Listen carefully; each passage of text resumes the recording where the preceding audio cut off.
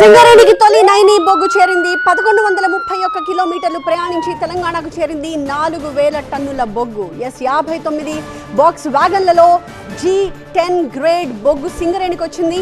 సింగరేణి చరిత్రలో ఇది చారిత్రక ఘట్టమని చెప్పి ప్రభుత్వం చెప్తోంది. నైని బ్లాక్ ని బీఆర్ఎస్ పట్టించుకోలేదు అని చెప్పిన కాంగ్రెస్ ఇప్పుడు ప్రజాప్రభుత్వం చొరవతో ఉత్పత్తి ప్రారంభమైంది అని చెప్తోంది. నైని బొగ్గుతో విద్యుదుత్పత్తికి మరింత బలం చేకూరుతోందని ప్రకటించింది. తెలంగాణ ఇంధన భద్రతలో ఇదొక కీలక మైలురాయిగా చెప్తోంది.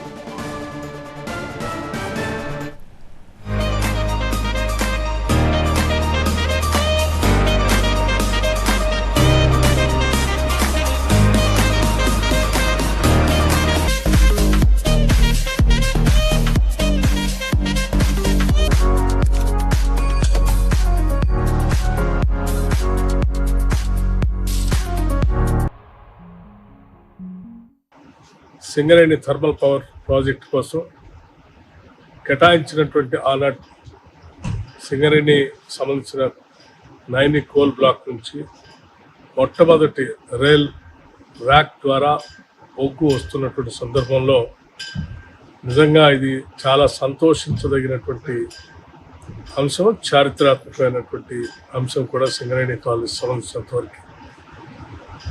రాష్ట్ర ప్రభుత్వం